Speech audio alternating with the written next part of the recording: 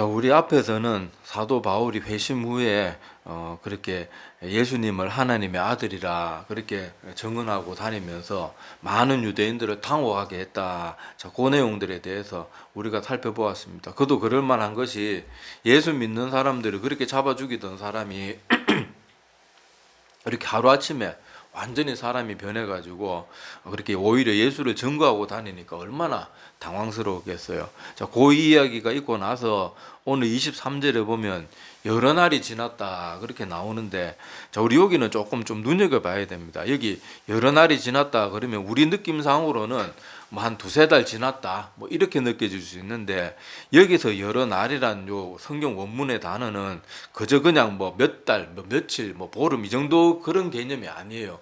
많게 잡으면 몇 년으로 볼 수도 있는 그런 여러 날입니다. 자, 그래서 여기 여러 날이라고 표현된 그 단어가 헬라어로는 헤메라이 히카나이라는 그런 단어를 쓰고 있는데, 자, 여기 뭐 그러니까 우리 한글 번역에 여기 여러 날이라는 요 개념으로 우리가 굳이 헬라어로 쓰자 그러면은 헤메라스 티나스라는 요런 표현을 써야지, 그 표현은 지금 우리 한국어 느낌의 여러 날 고개 우리 생각할 때 한 뭐 두세 달 지났다, 뭐 길게 봐도 반년 정도 지났다, 그것을 아까 그 단어를 쓰면은 그 정도 느낌이 되지만은 성경 원문에 그 헤메라이 카나이라는 단어는 꽤 많은 시간을 의미합니다. 자, 그래서 그 증거가 우리가 찾아볼 수 있는 것이 뭔가 하면은, 자, 25절 말씀에 보면은, 자, 23절에 그 사건, 그러니까 사도 바울이 그 전까지만 해도 예수 믿는 자들을 잡아서 그렇게 핍박을 하고 그랬던 사람이 다메섹에서 빛으로 오신 구주님을 만나고 나서 사람이 완전히 변하죠. 자, 그리고 잠시 동안 예수를 하나님의 아들이라고 증거하면서 막 열심히 복음을 전하고 다녔습니다. 자, 그 사건이 있고 여러 날이 지났다. 그런데 우리 한글 느낌으로, 그리고 우리 국어 느낌으로 보면은 요 여러 날이 막 긴 시간으로 느껴지지 않지만은 25절에 보면 여기서 이것이 꽤 많은 시간이라는 걸 확인해 볼 수 있는 것이 뭔가 하면요.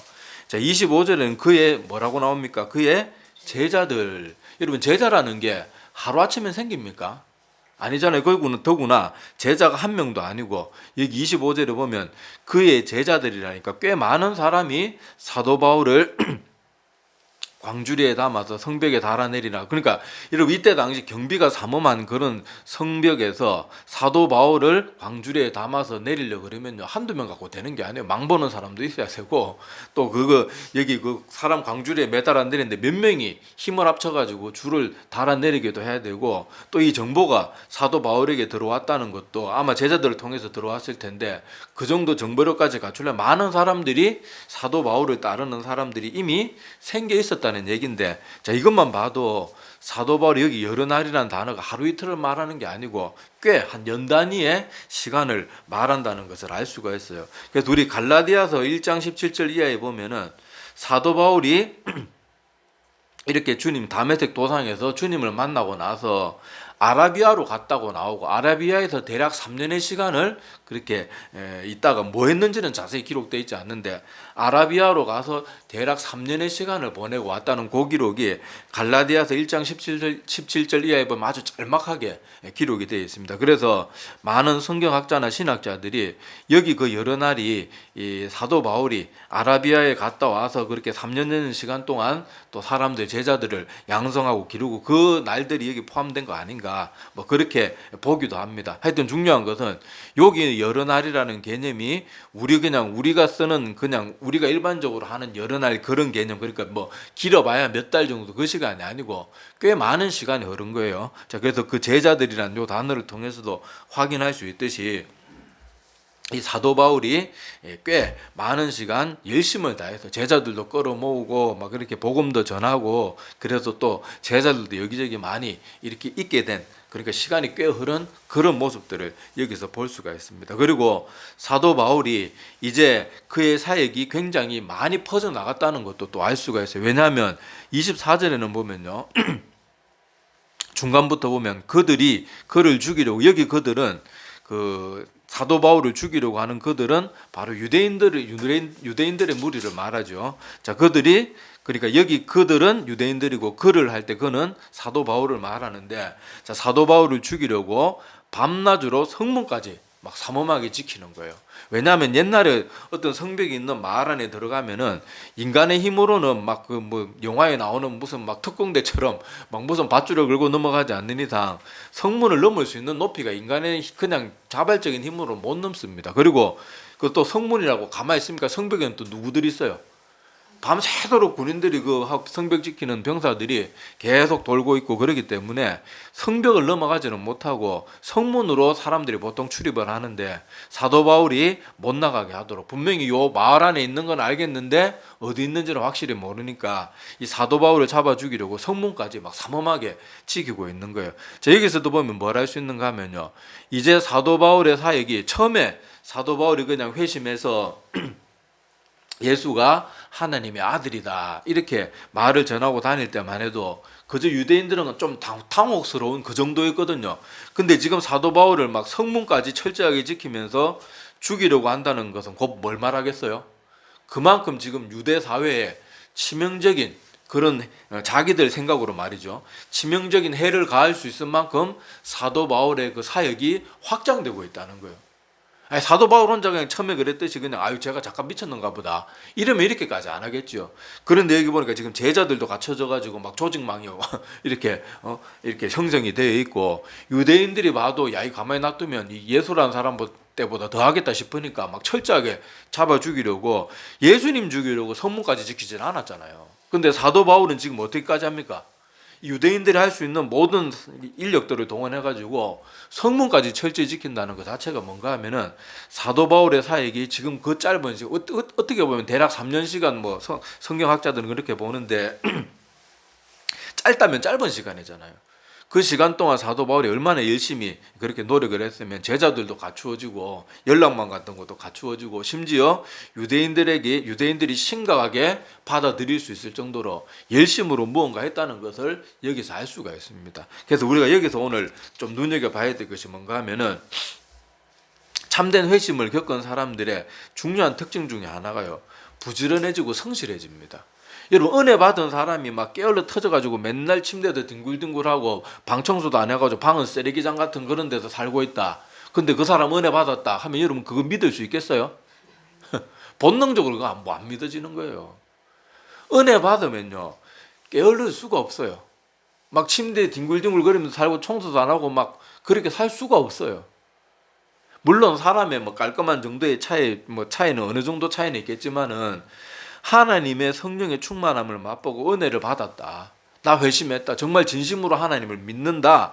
그렇게 말하는 사람이 정말로 막 게을러 터지게 사는 건요. 있을 수가 없어요. 왜냐하면 하나님의 영은 성실하시거든요. 우리 성경에도 보면은 여호와의 성실하심이 이를 이룰 것이다.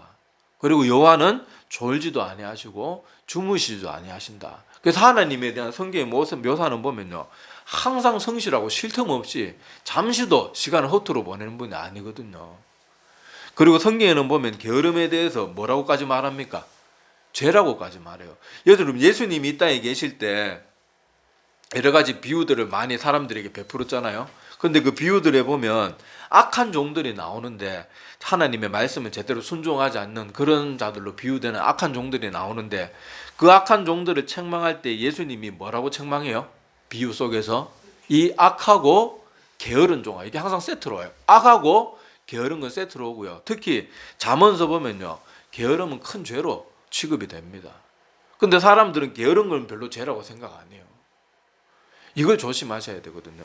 여기 보면 본명에 보면 사도 바울뿐만이 아니라 하나님을 만났던 모든 사람들 중에 게으른 사람은 단 한 명도 없어요. 단 한 명도. 근데 우리는 하루하루를 열심히 살지도 않고 목사들이 입만 열면은 제발 성경 가까이 하십시오. 예배 열심히 잘 드려야 됩니다. 이러는데 그런 거 하나도 제대로 안 하면서 자기 딴에는 맨날 잘 믿는데요.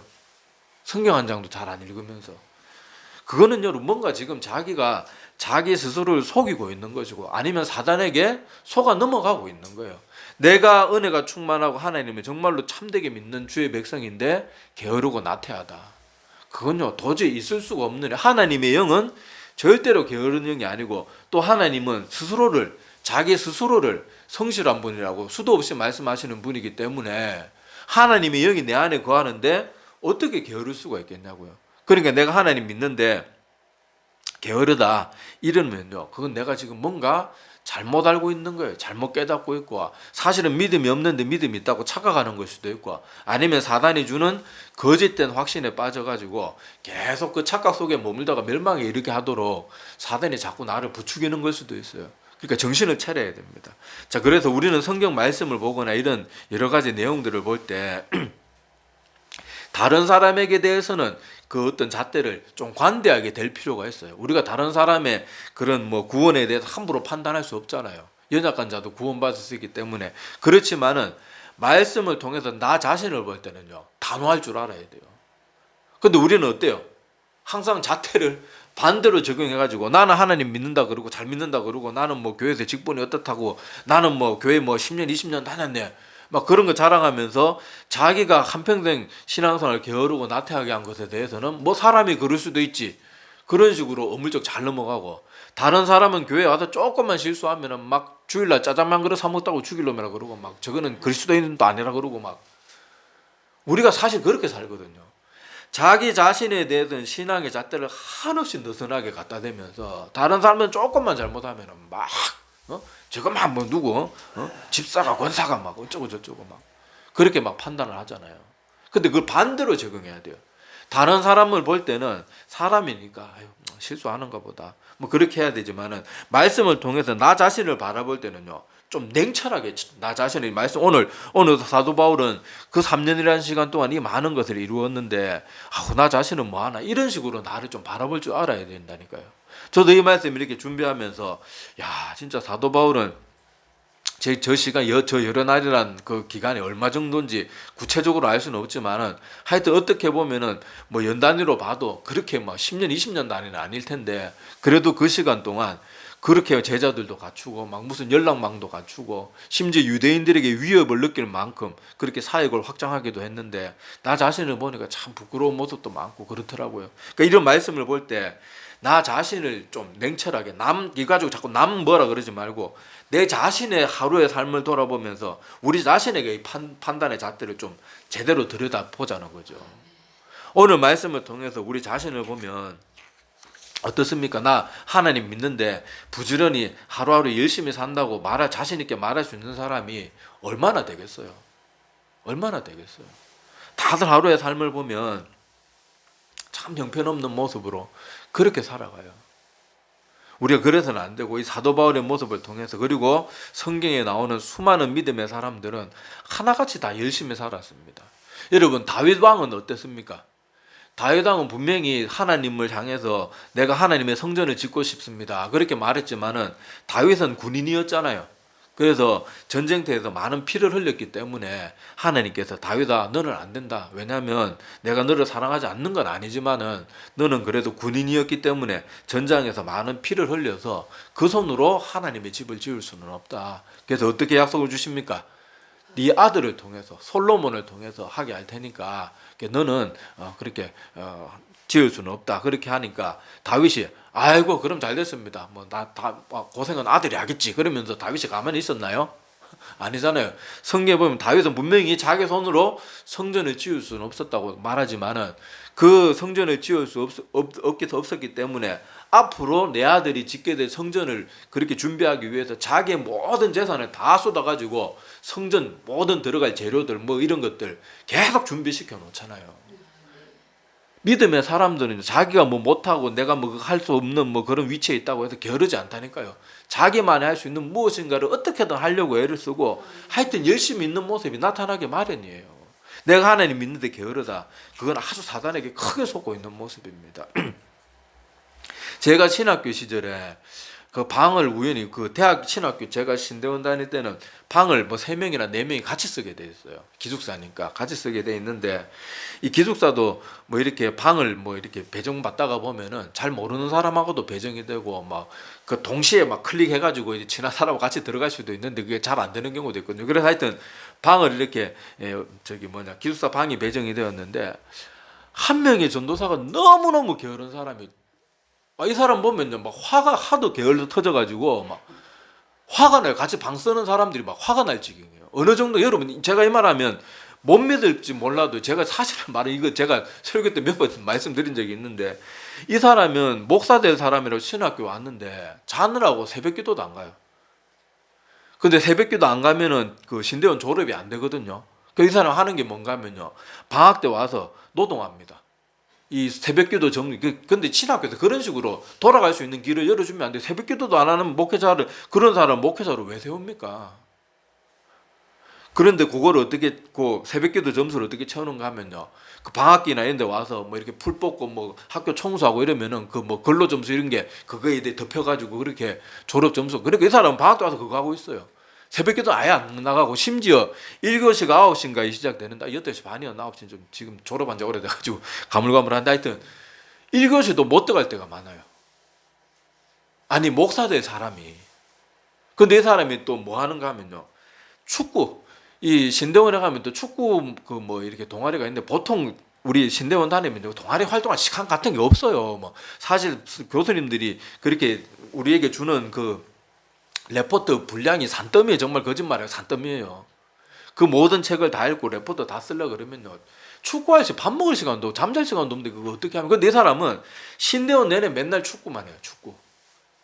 레포트는 뭐 남들 뺏기는 거죠. 근데 뭐 신대원도 뭐 뺏기고 그런 사람들이 있긴 있는데, 그런 식으로 신학교 생활을 계속 3년 내내 그렇게 하는 거예요.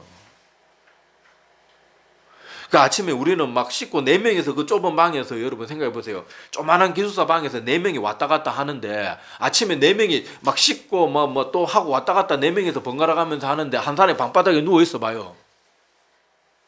얼마나 걸치적거리고 얼마나 열받습니까? 4명이 그 왔다 갔다 서로 앉아 있기도 힘든 그 좁은 장소에 막. 그런데 이 사람이 하여튼 생기가 돌 때는 축구할 때하고 먹을 때 먹을 때밖에 없고. 그래서 하여튼 2번 다시 이 사람하고는 방같이 안 쓰려고. 이 사람하고 방같이 한번 썼던 사람들은 2번 다시 방같이 안 쓰려고 하는데, 이 사람은 또 이래놓고도 말은 청산유수예요. 막 다른 사람 막 이렇게 뭐 공주님 같으십니다. 말은 또 얼마나 막 잘하는지 조금만 그래도 분별할 수 있는 사람 보면, 아유 저 사람 말뿐이고 이거 알 수 있는데, 잘 모르는 사람이나 이렇게 남의 말 잘 믿는 사람은 딱 구워 삼기 좋은 그런 언변을 갖고 있으니까 교회 가면은 또 막 사랑을 받는데요. 근데 제가 이거 보면서 내가 저런 목사 만났으면 어떻게 했을까, 그런 생각도 들고, 야 나중에 저런 사람이 나중에 담임 목회자 돼가지고 저 밑에 있는 성도들 어떨까, 이런 은근히 걱정이 되죠. 물론 제가 걱정할 일은 아니지만 하나님께서도 어떻게든 바꾸실지 뭐 그건 제가 알 수는 없지만은, 하여튼 그런 생각이 들더라고요. 만약에 여러분이 신학교 와서 만약에 이 전도사를 여러분이 정말로 봤다 그러면, 여러분 이 사람 지금 신학교 졸업할 만한, 그리고 우리 교회 담임 목사로 초청할 만한, 초빙할 만한 그런 사람이라고 여러분 생각하겠어요? 막 온다 그래도 어떻게 하겠어요? 온다 그래도 다른 사람들은 막 그 뭐죠, 이거 이력서만 보고 이 목사 좋다 막 뽑으려 그래도, 내가 만약에 신대원에서 이 사람이 이렇게 행동하는 걸 봤으면 여러분들이 그 사람 담임 목사로 오도록 하겠냐고요. 내가 그럴 능력이 안 되면은 교회 당회에 가가지고 막 청빙위원회에다가 뭐라고 말했어요? 아이고 그 사람 아닙니다.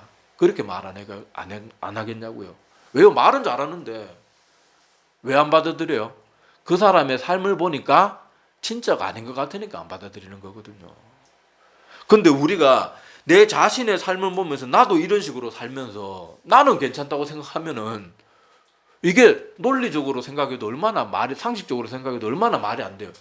저 사람은 저렇게 게으르고 나태하게 사니까 저 사람은 아이고 저런 사람이 어떻게 사역을 하나, 나 저런 사람 밑에서 못 배우겠다, 나 저런 사람하고 같이 신앙생활 할 수 없다, 이렇게 생각하면서 나도 이거보다 뭐 조금 뭐 덜하고 더 할 수는 있겠지만은, 나도 이렇게 살면서 나는 이렇게 사는 거 괜찮고, 이건 말이 안 되잖아요. 근데 우리가 살아가면서 나 자신을 볼 때 항상 이렇게 본다니까요. 내가 이렇게 게으르고 나태하게 사는 건 아무렇지도 않게 생각해요. 심지어 당연하게 생각하고 그렇게 생각하면서, 다른 사람들이 조금 게으르고 나태하고 좀 그런 모습들로 사는 걸 보면은 막 그건 또 못마땅하거든요. 그러니까 우리 자신이 오늘 사도 바울의 이 변화된 모습을, 그 예수님을 만나고 나서 이렇게 열심히 있는, 그리고 열심히 사역하는 그런 모습들을 보면서 우리 자신들을 좀 이 잣대를 볼 때 남은 좀 더 그렇게 보아주더라도 나 자신은 좀 그렇게 봤으면 좋겠어요. 잠언서 10장 26절에도 보면요, 게으른 자는 그 부리는 사람에게 마치 이의 식초 같고 눈에 연기 같으니라. 그리고 여러분 식초를 몇 입에 마셔봤습니까? 얼마나 쉬어요. 그리고 눈에 연기 같다. 여러분 이렇게 어렸을 때 이렇게 뭐 장작불이나 뭐 여기 뭐 나이 많이 드신 분들은 부뚜막에서 이렇게 불도 피워보고 뭐 그랬겠지만은 그 뭐 불 피우다가 눈에 연기 들어가면 얼마나 맵습니까? 막 눈도 못 뜨고 막 그렇게 눈에서 눈물이 나고 굉장히 눈이 힘들잖아요. 마찬가지로 게으른 사람이 하나님 앞에서는 이런 모습과 같다는 거예요. 그러니까 맨입으로 마시는 식초처럼 느껴지고 눈에 막 들어오는 매연처럼 그렇게 느껴진다는 거예요. 근데 우리는 내 자신이 이렇게 살고 있는데 그걸 별로 심각하게 여기지 않는 거예요. 하나님은 나는 이런 사람은 이렇게 느끼고 이렇게 보고 이렇게 판단한다 그러는데 자꾸 나 자신은 괜찮다 그렇게 생각을 하는 것은요 정말로 두려운 일입니다. 자, 현대인들은 자꾸 세상 일이 바쁘다 이렇다 저렇다 하는 핑계들을 대면서 자꾸 영적으로 게으르고 나태한 것을 자꾸 합리화해요. 맨날 바쁘다 뭐 시간 없다 그래 놓고 친구들 만나서 수다 떨 시간은 다 있고 청년들도 맨날 뭐 좀 같이 하자 그러면은 맨날 아유 목사님 바빠서 안 된다 그러고 맨날 밤에 애인하고 돌아다니는 거 막 신방 나이다 보면 맨날 뭐 애인하고 놀러는 잘 다니면서 뭐 하자 그러면 시간 없다 그러고 현대인들이 다 그런 식으로 신앙생활 하는 경우가 참 많거든요. 세상에서 놀 시간은 넉넉한데 하나님이 일을 할 시간 없다 그래요. 아유 바빠요. 뭐 너무 바빠요. 제가 너무 바빠요. 막 학교가 바쁘고 직장이 바쁘고 아유 주부 생활이 바쁘고 막 너무 바쁩니다. 근데 여러분 그거를 자꾸 그렇게 합리화하고 가볍게 생각해서는 될 일이 아니에요. 하나님을 믿는 믿음의 사람들이 게으르다는 것은 있을 수가 없는 것이고 우리가 스스로 생각해도 이거 뭔가 좀 안 맞다는 것을 내 스스로도 충분히 알 수 있잖아요. 그리고 게으른 삶은요 항상 사탄 마귀의 손쉬운 먹잇감이 됩니다. 게으르면요 뭐가 자꾸 우리 마음에 찾아오게 돼서 좋은 생각이 게으른 사람에게 좋은 생각이 찾아오겠어요? 나쁜 생각이 찾아오겠어요? 생각을 해보세요. 하루 종일 침대에서 뒹굴뒹굴하는 사람한테 막 미래에 대한 꿈과 계획이 막 떠오르겠습니까? 아이고 귀찮아라, 막 아이고 뭐 그러면서 누워가지고 또 뭐 좋은 거 봅니까? 맨날 뭐 세상 돌아가는 뉴스나 보고 뭐 이런 거 보고 뭐 이러면서 자꾸 안 좋은 생각이 드는 거예요. 뭐 살아서 뭐 하나, 막 내가 이렇게 게을러진 것도 세상에 살기 힘들어서 그렇지. 대통령 저것들이 잘못하고 정치인 저것들이 잘못해. 맨날 나 원망 핑계나 하고. 그리고 또 누워가지고 옛날 생각하는 거예요. 내가 소시적인 잘 나갔는데. 아유, 나 지금은 몸도 아프고, 아유, 내가 왜 이런지 모르겠다. 게으른 사람은요, 아주 사단에 아주 그냥 손쉬운 먹잇감이 되는 거예요. 게으른 사람 마음 가운데는 결코 옳고 좋은 생각이 들어갈 수가 없어요. 옳고 좋은 생각이 들어가면 게으를 수가 없거든요. 게으르다는 것 자체가 옳은 생각과 발전적인 생각이나 긍정적인 생각을 거부하고 있기 때문에 게으른 거예요. 그런데 우리는 게으름을 자꾸 너무 가볍게 생각한다니까요. 그래서는 안 됩니다. 그래서 게으르면요 자꾸 이렇게 우리 마음 가운데 그런 잘못된 생각들이 자꾸 찾아오고 이게 점점 더 쌓이면은 게으른 사람들의 특징이 점점 더 심해져요. 점점 더 심해져요. 부지런한 사람은요 이 게으를 수가 없어요. 여러분 우리 아인슈타인 박사 잘 알죠? 상대성 이론을 그렇게 했는 아인슈타인 박사를 다들 알 텐데 아인슈타인 박사가 한번 어떤 생각에 꽂혀가지고 막 연구에 들어가기 시작하면요 막 하루 이틀씩 밥을 안 먹는데요. 거기에 막 온 생각을 집중하고 거기에 막 온 마음을 쏟고 있기 때문에 그래가지고 주변에 그 같이 연구하는 사람들의 가족들이 아이고 여보 왜 밥을 안 드세요? 그래갖고 나 밥 좀 전에 먹었는데 무슨 이틀 전에 먹었어요. 그럼 그래? 그러면서 그때 그리고 살아야 되니까 밥 먹고 그 정도로요 부지런한 사람들 뭔가에 꽂히면요 거기에 올인하는 거예요. 먹는 거 이런 거 우리 게으른 하니까 자꾸 뭐 먹고 사람들 먹방이나 보고 자꾸 바쁜 사람이 먹방 보고 게으른 거 그렇게 하겠냐고요. 우리가 자꾸 게을러지면요 자꾸 육신의 만족만 쫓아 살고 삶이 자꾸 뭐 허무한 생각들이 들어오고 기쁘고 즐거울 때 아까 제가 말했던 전도사처럼 자기 육신의 만족이 되는 먹을 때하고 축구하고 이럴 때 그럴 때는 눈이 반짝반짝하고 영적인 일에는 이게 신경이 별로 안 쓰이는 거예요. 근데 그런 게으름을 과감하게 쳐내야 돼요. 아까도 말했다시피 게으름을 계속 방치하면요 게으름은 점점 쌓입니다. 자꾸 게으름이 나를 전체를 내 삶에 육신뿐만 아니라 영혼까지 계속 지배하기 시작해요. 그 지경까지 가면 안 된다니까요. 그러면 거기서 점점 더 헤어나오기 힘들게 되는 거예요. 빨리 박차고 일어나 버려야 돼요. 게으른 걸 자꾸 당연하게 생각해서는 안 된다니까요. 내가 하루에 하나님 말씀도 제대로 안 보고 그렇게 하면요, 그걸 가볍게 생각해서는 안 돼요. 아우, 내가 이러다가 영적으로 어둠의 세력들이 지식당해서 이대로 있다가는 내가 죽는구나, 그렇게 생각하고 경각심을 느끼고, 아, 큰일 났다, 큰일 났다, 좀 그럴 줄 알아야 돼요. 그래야 내 영혼이 사단의 그런 은근슬쩍 찾아오고 내가 조금만 방심하면 어느덧 나를 꽉 짓누르고 있는 그런 사단의 그런 나를 죽이려고 하는 공작에서 벗어날 수 있는 거예요. 그래서 내가 삶이 자꾸 게으르고 나태해지고 내가 하루를 아무 생각 없이 빈둥빈둥 보내고 있는 것은요, 정말 정신 차리고 빨리 떨쳐내야 됩니다. 사도 바울이 죽음을 앞두고 어떤 고백을 했는가 하면, 이거 유명한 구절이잖아요. 디모데후서 4장 6절에서 8절에 보면 사도 바울이 이게 죽기 며칠 전에 기록하고 남기고 이제 곧 죽게 되는데 이렇게 말합니다. 이 사도 바울이 이제 사형 날짜를 이제 알았거든요. 그래서 이제 내가 곧 죽는다는 걸 알게 되었어요. 그래서 마지막 아들처럼 여겼던 디모데에게 이렇게 편지를 씁니다. 전제와 같이 내가 벌써 부어지고 나의 떠날 시각이 가까웠도다. 나는 선한 싸움을 싸우고 나의 달려갈 길을 마치고 믿음을 지켰으니 이제 후로는 나를 위하여 의의 면류관이 예비되었으므로 주 곧 의로우신 재판장이 그날에 내게 주실 것이며 내게만 아니라 주의 나타나심을 사모하는 모든 자에게도니라. 아멘. 자, 사도 바울은요, 자기가 이제 죽을 날이 다 되었어요. 이제 사형 날짜가 잡혔단 말이에요. 그런 자기 인생을 돌아보니까 하나도 후회되는 게 없어요. 사도 바울은 오히려 뭐라고 말합니까? 나는 선한 싸움을 싸웠다. 싸움 자체가, 여러분, 싸움이라는 그 이미지가 싸움에 게으르다는 느낌이 드나요?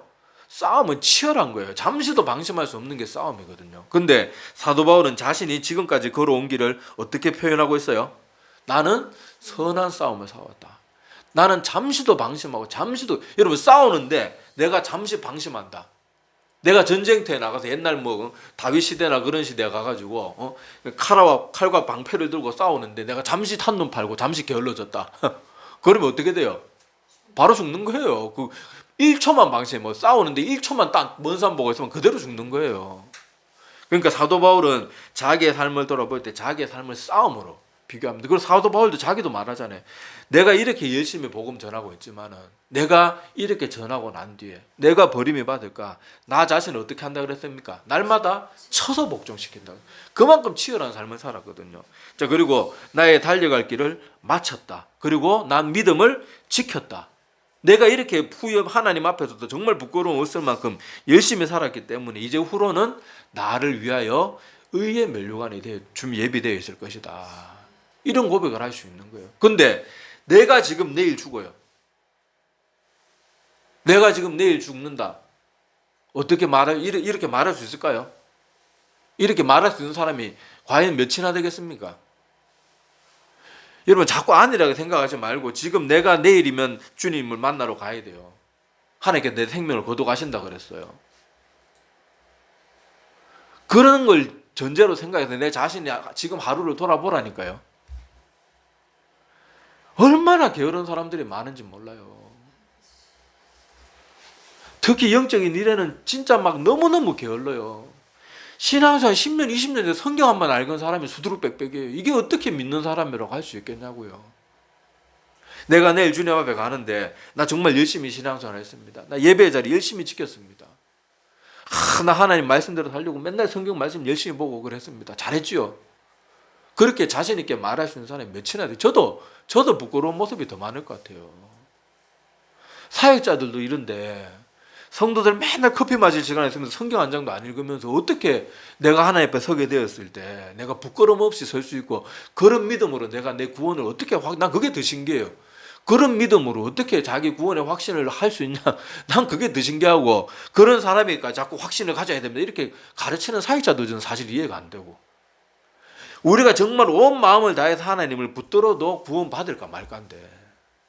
그러니까 우리가 오늘 이 사도 바울은요, 불과 1년인지 3년인지 정확한 시간은 모르지만 하여튼 연 단위의 그 시간 동안 이렇게 많은 걸 이루어 놓았는데, 이 사도 바울의 모습과 우리의 자신의 삶의 모습을 비교하면요, 얼마나 많은 차이가 나고, 또 성경은 게으른 것에 대해서 죄로 그렇게 표현하고 있는데, 우리가 게으름이란 죄는 얼마나 너무 용납하고 있고, 얼마나 하루하루를 할 일 없이 빈둥빈둥 보내는 사람이 너무도 많고, 이런 것들 우리가 좀 통렬하게 우리 자신을 돌아보고 좀 정신 차리고 빨리 깨어나서 이 사단의 꼬임에서 빨리 벗어나서 빛의 길로 돌아가기를 정말로 간절히 바랍니다. 이런 성도들이 우리 주변에 우리 자신들을 포함해서 너무 많아요. 너무 많아요.